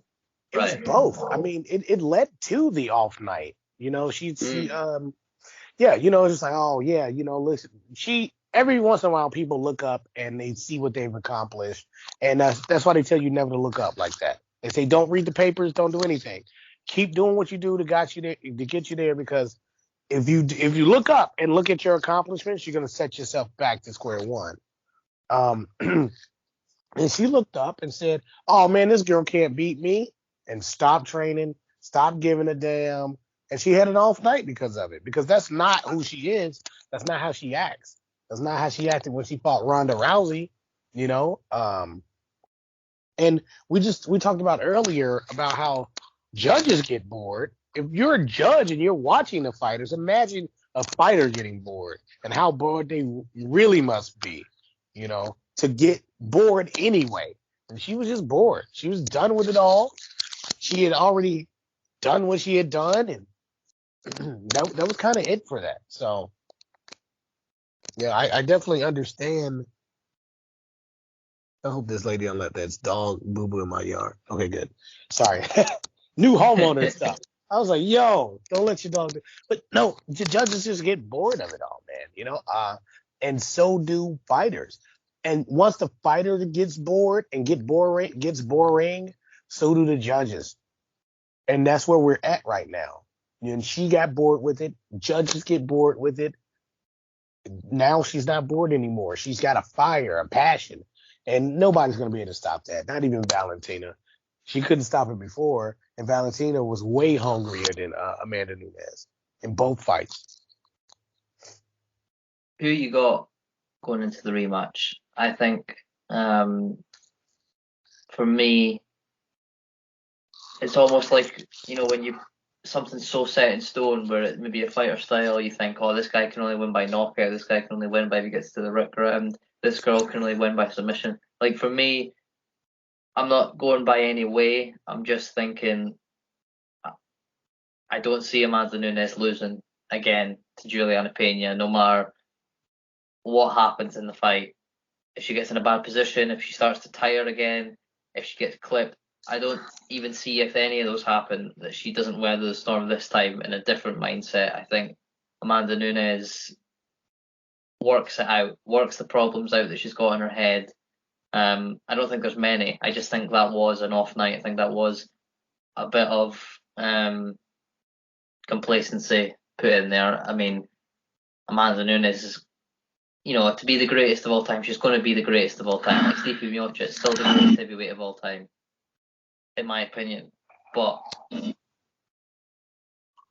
what sort of impact does the legacy have if you go into the second fight with Julianna Pena and you lose again? But for me, I don't see that happening. Do you think the same, or do you think Julianna can get another win? There's a way she can get another win.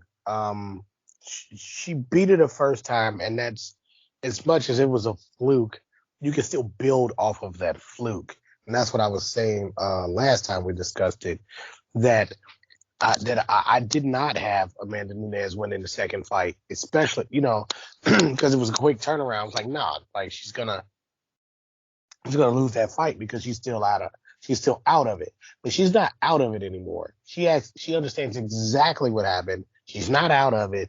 So Pena's in a lot of trouble. The fact that she knew what we know about, she knows now what we knew about her fighting. She understands that she should have never lost that fight. And because of that, she's coming back for that time. It changed my mind about where she was, because fighting's mental. It really is. You could be you don't have to be the better fighter. I don't think that Masvidal is the better fighter all the time.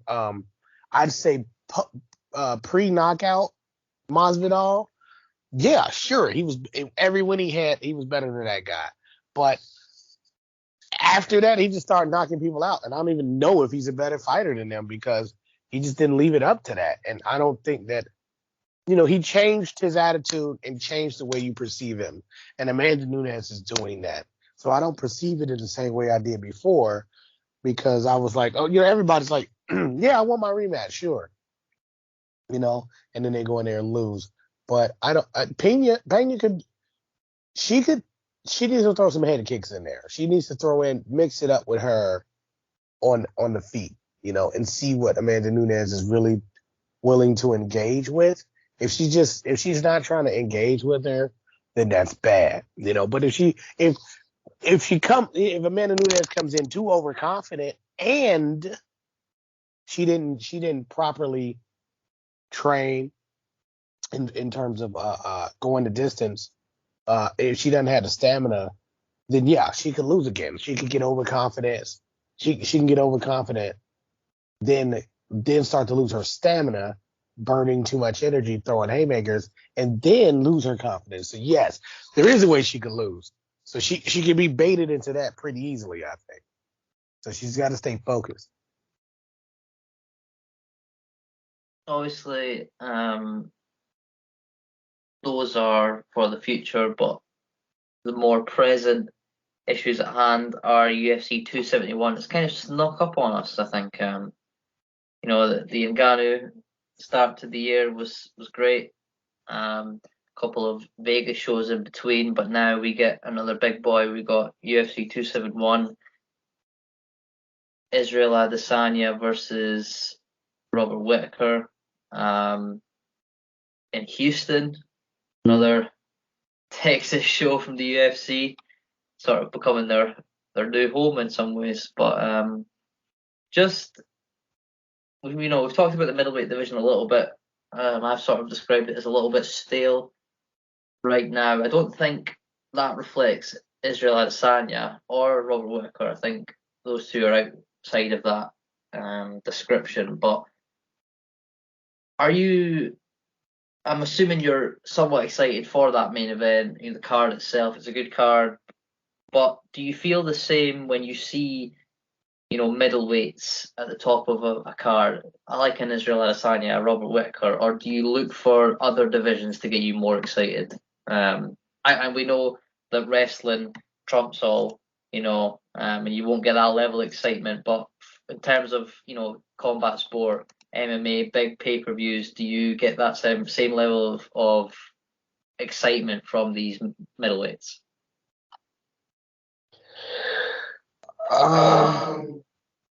No. Man, yeah, no. Yeah, I'm excited for the fight because Whittaker. It's been a while since it's been a really long time since that fight happened, and I want to know how much he's progressed. Who did he fight? Who was his last fight? He fought Jared Cannonier, if I'm not mistaken, last. Right. Who fights in the co not the co, but the I think Derek Lewis will be the co-main event, but yeah, Jared Cannonier fights Derek Brunson on this card as well, so he fought him last. Okay. I wasn't like I just thought it was over with for Whittaker after he fought Adesanya, but I still think it may be, but I don't know. He's the last guy that's really going to stand up to Israel Adesanya, to be honest. If he doesn't win, then who do you think Adesanya fights next after this? And I don't think Whittaker's going to beat him. I'm interested to see where he progressed to, but I don't think he progressed, to be honest. But who do you see Israel Adesanya fighting next?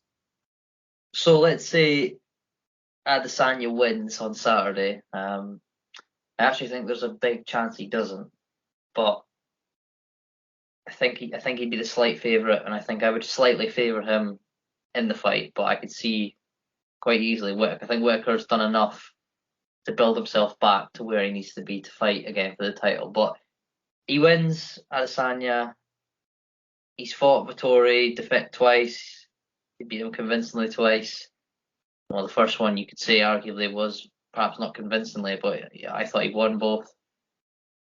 For me, it's got to be the winner of Jared Cannonier, Derek Brunson. Now, I think obviously with Cannonier, you get a fresh face, you get someone that, you just look at Jared Cannonier, the man just looks, he's went from heavyweight to down to middleweight. It's a crazy story. He looks incredible. For me, I would like to see him fight Derek Brunson. I mean, Derek Brunson's been on some roll. He really has. At one point in his career, he was just another gatekeeper, another average fighter, 1-1 loss. Another Jack Hermansson. Without no disrespect, we mean that in somewhat of a positive way. Right, no, in a great way. In a great way, yeah. Just a good fighter, but not perhaps at the top level. I know what you mean by that, but I would like to see Derek Brunson get that rematch. I mean, the way that first fight went with him and Adesanya was where Derek Brunson was at that point in his life. He wasn't walking around with the confidence that he is walking around with now because of the results he's had. I think that fight being next, should it happen, and should he win, he has to beat Jared Cannonier. So there's two big ifs here. But if they do both get through their fights, I would love to see that fight. I think that there's a good storyline there. I think that both guys have, Izzy's always had confidence, but I think they would both fancy themselves in that fight. And either way, if Jared Cannonier gets the win, I'd love to see that as well. But let's not count Robert Whittaker out just now. So what gives you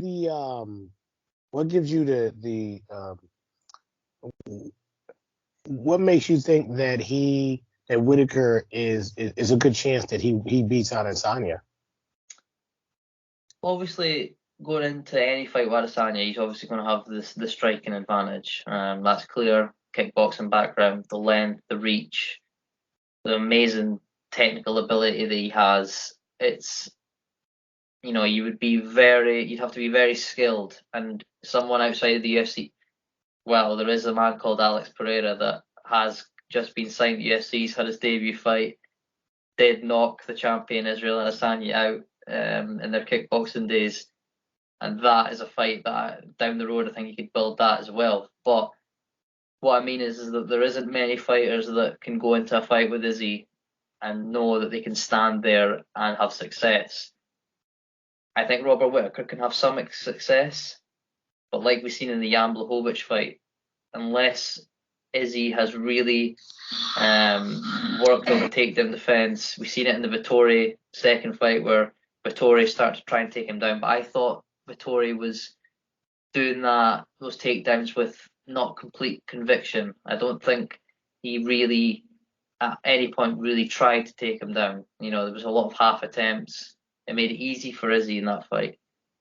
Robert Whittaker's a different animal. He's a different level than Marvin Vettori. For me, it reminds me of the Kamaru Usman and Kobe Covington aspect, where you've got those two guys and then everyone else a lot of the way behind in that division. For me, it's Robert Whittaker and Israel Adesanya, and then there's a big gap between the rest. And the wrestling aspect, Robert Whittaker. Jiu-jitsu, although it's neither's forte, Robert Whittaker. Right. Striking, Adesanya. That's 2-3. MMA math never works. But what I'm saying is, I think Robert Whittaker just has as good as a chance. Let's say it like that. He may not win, but he has just about as good as a chance you can have against Israel Adesanya. Did you see what happened to him when Israel Adesanya beat him up? Like, did you see him? I don't think he's getting over it. I don't think he got over it. And I think when you get beat up like that, it traumatizes you. I never got beat up like that. I don't have that trauma. I'm just saying. You're lucky. I'm saying, though. Not me. I don't know firsthand. I'm saying I know from studies. But no, it traumatizes you, man. He beat the hell out of Robert Whittaker. Like, it was the striking, man. It was nothing Whittaker could do with that striking. Unless he was fighting a robot for like the last. When did they fight? When did they fight? Like Yeah, it was 3 years ago now. I think Right. what you're saying plays a factor, and I was talking from more like just the physical skill level. I'm not talking about the mental side of it, which is very important. But that was also 3 years ago, and how much does that now weigh into this new fight? I don't Right. know. And then that's what's intriguing. I hope he really Yes, stepped it up. mm, He has to be, but here's the thing, he has to be much faster than what he was. If somebody's fast, agreed. it's really hard to stop that. It's just really just difficult. Um, a friend of mine, ex Golden Glover, and amateur boxer, obviously, um, told me about all the fights he had after we sparred, but he didn't tell me beforehand. He said, "Nah, just spar with me first," and he was like, "You'll know what I'm going to tell you. Is correct after you spar with me." He threw 3 punches, and I only saw his hand come back once. Yeah, Like it was weird, and then I was like, "There's no way this man's that fast." So I was like, cut the BS. And he was like, "No, I threw 3 punches." And I was like, "Man, but I only saw your hand come forward and come back once." So unless he's been, there's nothing I could do to prepare for that. Um, I can know he's throwing a punch, but I don't know how fast he's gonna throw it, and also the reach of Adesanya, man. Like I just don't see I don't see Robert Whittaker dealing with that well. I mean, he's probably going to be on his way to Bellator in a couple weeks, couple months. I think that there's, I'll say, 55-45 chance that Whittaker wins the fight. Maybe closer to 50-50. I honestly, I know if we're talking just from a physical aspect, that it could be 50-50. Like a skill level, a fighter ability, fighter IQ. I think that's important. I think they've both got a very high level IQ. I think Israel Adesanya is one of the smartest fighters the UFC has, one of the smartest champions they have. The mental aspect, it'll be interesting this week. We're underway in fight week. Whether you see trash talk, whether you see bad blood, because if it's very respectful the whole way through, I think it's easier for Whittaker to deal with. What we need to remember though is that where is Robert Whittaker now in his mind? Where is his head space at? Does the cameras, the trash talk, the difference in style and personality of Israel Adesanya compared to him. Robert's a very he's always been a very family oriented guy, a very just chilled out, doesn't want to talk trash, doesn't want to engage in anything, just wants to turn up, fight, go home. Izzy's a lot more lively, a lot more engaging with media, and does this, like you said about the traumatizing aspect, does this fight week play into the fight? We need to wait and see. But I just think if you look at it from a fighter aspect, you take all these intangibles away of them fighting before, the build up, the social media aspect, all these things that don't matter when they get in the cage. It's a very even fight. Um, it didn't play out that way first time, but that was the first time, and it was the only time they fought, and that was 3 years ago. A lot can change in that time. You know, if you were to say, "Oh, Conor McGregor when he fought Dustin Poirier the first time," and thought, "Oh, why are we doing this again? We already know." Now that was 5 years ago. Well, this is 3 years ago. Not that much different. And look how that turned out for Conor McGregor in the second fight. Who says that Robert Whittaker can't go and do something similar? It's not. It perhaps may not happen, but that's why they've scheduled the fight. That's why we want to see it. I mean, it's the champion versus the number one. It's the fight that makes sense. It's the fight that I want to see. Um, I think you're picking with your heart and not with your eyes, because I saw Robert Whittaker get his ass whooped, and I'm hard pressed to say, yeah, he's gonna be Israel. I know it was 3 years ago. That's why they got to fight. You don't know until they fight. So I'm down for the fight, but I don't see him understanding how fast he's gonna get beat up again. I think he's even slower because he's 3 years older. You know, I Well, think is he Adesanya. ain't no spring chicken either, though. Sure. But they still age 3 years at a time, both of them. So Israel Adesanya is still faster than him by that 3 years still. Like that. Whatever gap he had on him still exists. I would agree with the strike and speed. I mean, that was clear in the first fight. I need you to say this. I need you to just admit that you don't want to see Robert Whittaker get his ass. I don't even like. I love Izzy. Izzy's one of my favorites. I love Raw, but to be honest, it doesn't bother me who wins. I just think, it's a lot more. I think the way you're thinking is the way most people will be thinking, which is fair enough. You know, everyone's seen what they've seen and are judging it off that. I don't know. I just feel something a bit different. Listen, I might be wrong. Everyone else might be wrong. Who knows? But that's why they're doing it. It's just there's something.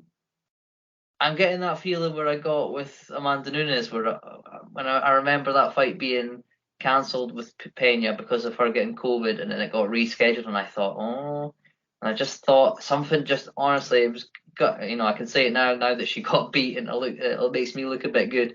But I didn't say it to anyone. I didn't think anything of it really at the time. I just thought, oh, I don't know about that fight. I think something might be up with that fight in terms of the result that people don't expect to happen.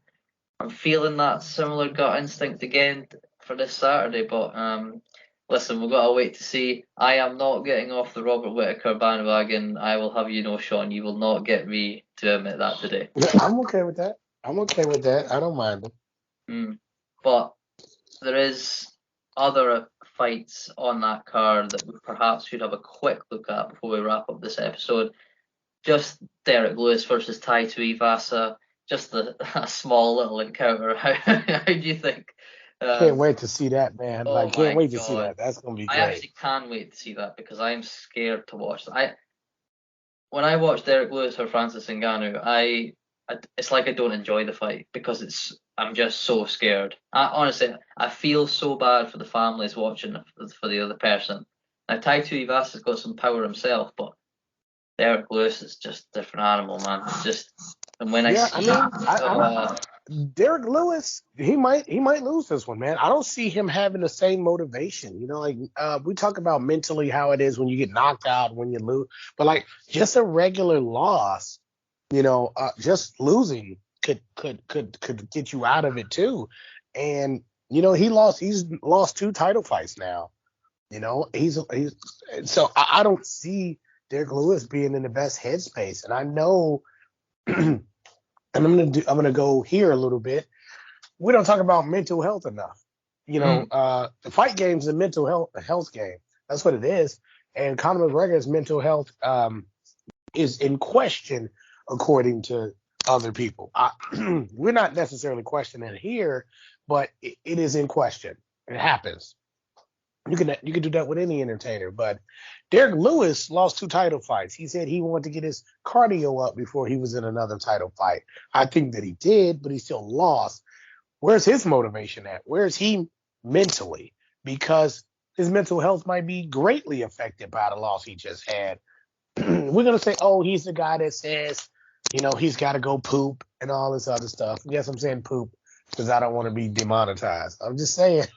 You know, you say everything else, but poop is the where you draw the line. I said, yeah, but you can say somebody, you know, getting beat up and stuff like, but you know, the Weekend Warrior is where I want to be doing all the cursing. That's Sporticus. That's Sporticus. But you know, Derek Lewis is this funny guy and he's charismatic, but what about him? Like, what about his mental health? Is he feeling some type of way after, you know, that loss to Cyril Gane? Because he could have been champion, but he's not. And we don't talk about that. That's the one aspect of this that's the most important. You know, if he loses, where does he go from there? And I think I can answer that. Nowhere. I think he's done. Sure, he could take, He's like Mark Hunt, but like not a jerk. I don't like you, Mark Hunt. I don't like Mark Hunt. I I love used you, to. Mark I Hunt. did. I don't want Mark Hunt to ever hear this and say that I don't. I love you, Mark Hunt. I feel the opposite way, but that's fine. It's not even it's weird. It's not even like a. I think he's a better guy than most of the fighters. It's not like a personal thing. It's just more of a the Yeah, I way get you. he did. Yeah, the way he did business was kind of not what I think he should ever have been trying to teach people. Yeah. And Derek Lewis must not have seen it because he doesn't go about it that way. He could have easily been Derek Lewis. Like it is. I like the way Derek Lewis is, but I don't know if he can continue to be that way if he continues to lose. And this could be a loss for him. You know, this could be a loss. This is going to be a tough fight for him. It's not going to be easy. It's one of those fights where the first person to land clean wins. Like they have that much power. Like what's crazy about heavyweights, you know, it's crazy, but it's not because people just accept it for what it is. It's that if you start swinging, the first person to land wins the fight. Like no other weight class can have the same value in terms of that aspect of fighting. Like it's just unbelievable, and it's what makes it exciting. But you could lose 3-4 fights in the heavyweight division, and you could be better than the 3 or 4 guys that you fought. But you fought very hard hitters, and you got caught. It's the Francis Ngannou, Jairzinho Rosenstrike. Francis Ngannou might not be the champion right now had Jairzinho landed literally seconds before Francis did. They both just started swinging, and that is the fine line in heavyweight fighting. And for me, light heavy too, because Glover Teixeira and Dominic Reyes, yeah, I can agree with that. It's a little bit different heavyweight, but you're right in the right. Yeah, no, I know what you mean. Like that's why boxing, so heavyweight boxing is that's where you make all your money because you can just start swinging and it's over. It's a better build up because the gloves are heavier, so it's not going to be an immediate knockout like in UFC. And I think that's what holds UFC back. It's the knockout so quick that there was no real build to it. In a boxing match, you can just see the person slowly getting to where they're going to be knocked out. You just see them getting worked. Oh, and another, you can commentate on that. You can't commentate on an abrupt knockout like in UFC. So, and that's what makes these heavyweights, but it's still heavyweight. Like you can kind of see this in the UFC, but it's still much quicker. But I'm hoping it's just a slugfest. I'm hoping Derek Lewis didn't lose his smile, but maybe he did, maybe he didn't. I think he probably did, to be honest with you. I mean, I've seen it too many times, you know. You and I have we've watched since the VHS days. If you didn't watch it since then, you've watched it anyway. You know, if you're on a podcast nowadays, you've watched the VHS stuff, so you're familiar with it. And Derek Lewis is one of those throwbacks. Oh, for sure. We lose him, we lose MMA in a sense. They both are. Like Taito Bass to a lesser extent, he won't be remembered as like a throwback fighter. But what I mean is Derek Lewis will go down as just one of those guys that everyone wanted to watch. He never said no to a fight. Look what he does. He wins a fight and he loses a fight. He just sign me back up. I'll be back in 2 months. Give me another paycheck. And it's like he's doing it for the money. He's doing it to he's not doing it to please anyone. He doesn't care what anyone thinks. That's what's brilliant about him. But for all that he's just trying to get money for his family, it's all about money for him. It's not about belts. It's not about legacy. He doesn't care about any of that. But what it is about is he wants money, so he has to fight. He fights very often, which is what everyone wants to see. And one of the best punchers in UFC history, hardest hitters, most entertaining fighters, great on the mic. great fighting style. I mean, it's just so entertaining. And those type of guys, Anthony Joshua is a big believer in the term throwback fighter. He likes to say that he is a throwback fighter. What it means to be a throwback fighter is different than what it means to just be a fighter. It's a style, it's a way of life, it's who they are, it's in their DNA. And Derek Lewis is definitely one of them. And putting him up against a guy that probably feels a similar way, where it's knockout or be knocked out, kill or be killed, as Nate Diaz would say. This is just going to be, like you said, it could be a slugfest. It could go 10 seconds. It could go 3 rounds. I doubt it will go 3 rounds, but it could. And what a fight it is. You never know. Sorry, just one last thing you were to say, Sean. I think you never know. It could go to distance. It might be a slugfest, but go to distance. I mean, Derek Lewis has gone to distance before. Oh yeah, it could definitely go to distance. I hope it doesn't. In a way, I kind of. But then that's me promoting very bad violence, because those two guys hit harder than many ever could. But in some ways, you kind of want to see an exciting fight, and for that to be exciting, it would have to be a knockout. You can't see any jiu-jitsu going on in this fight, any real grappling or wrestling. But there is one other fight I'd like to, it's a great card, to be honest. This is a very deep card. Prelims look good. You've got Roxanne Modafferi. From prelims to main event. Well, you've got William Knight, who, talk about scary punchers. He's in the light heavyweight division. That man just defies genetics with the way he looks. But Alex Perez fighting Matt Schnell. Roxanne Modafferi in her last fight as a professional martial artist, going up against the Scottish yet Australian native now, Casey O'Neill. King Casey, as she likes to call herself. I'll be rooting for her, of course. One for my native country. Hope she gets the big win. She's, undefeated on a big win streak. Got a great win against Valentina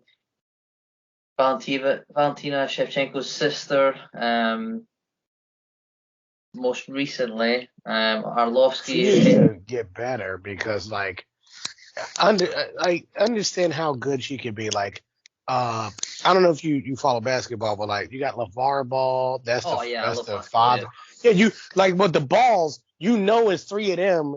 And some people kind of just throw it out, but there's Lonzo, there's LaMelo, and people. I know that they're 2 different. I don't just say his kids, but Valentina's sister, I always forget her name. It's Valentina's sister, isn't it? It's not her actual just exactly. Who she is. Yeah. She needs a real personality. I know she's happy to be where she is, and that's and she's right, has the right to do that. But man, oh man, she's got to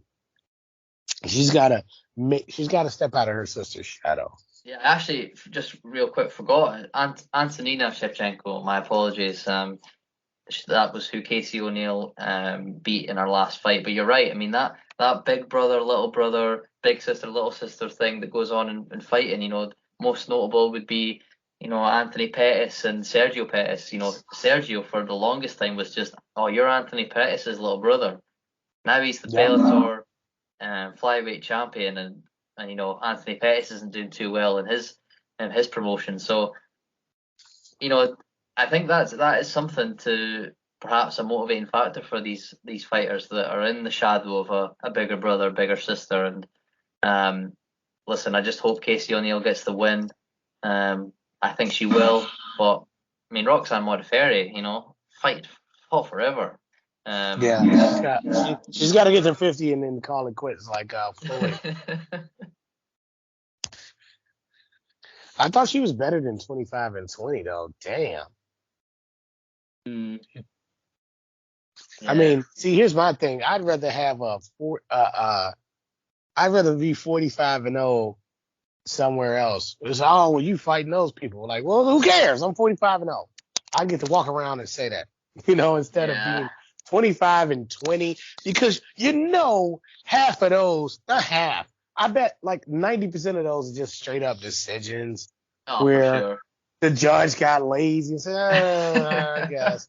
Like, nah, you lost. Like, it's the UFC. We just talked about it. Like, that's just unfortunate, man. She's got some name. She got some quality to her name. Like, she can headline a fight night. And, it's just the judges probably did her dirty. But, yeah, up next is, speaking of somebody with 20 losses, your boy Andrei Arlovsky. Yes. I mean, Can't veteran. wait to see him get knocked out and ruin my Oh, Sean, come on.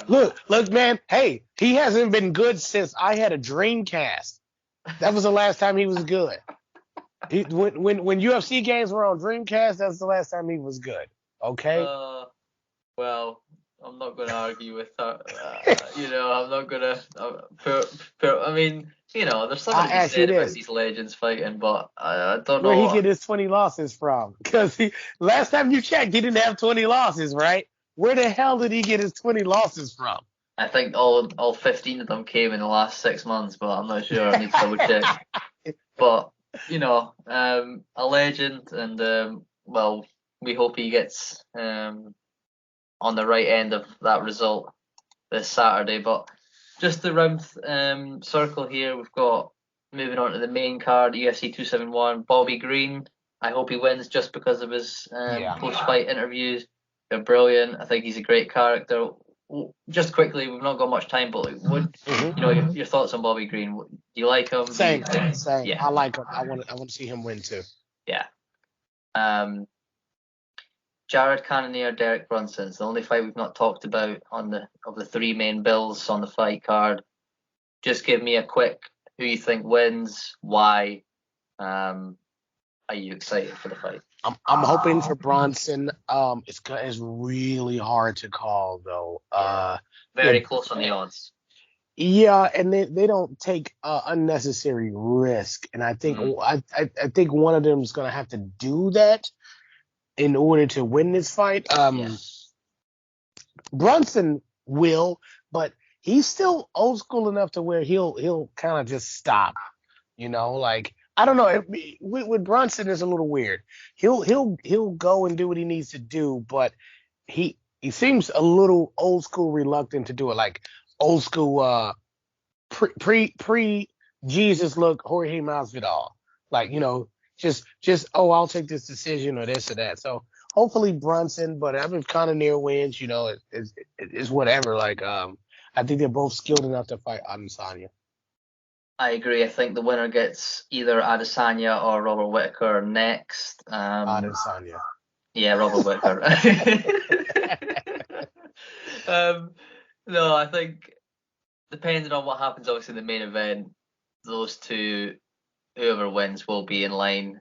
I mean, I agree. I think I'd like to see Derek Brunson get the win. I think Blonde Brunson has become its own thing. He's done incredible to revitalise what could have been another career where you've seen so many where guys have just fallen off, not quite got to the level they thought they could have. He's took himself away from that category and he's made himself one of the best middleweights in the world. Jared Cannonier, beast, just an absolute, just so strong. So I think he's not just a strong, physical presence, but just strong everywhere. I just think it's a very tough out for anyone against Jared Cannonier. But my boy Robert Whittaker did that with ease in his last fight, so we'll just skip him real quick.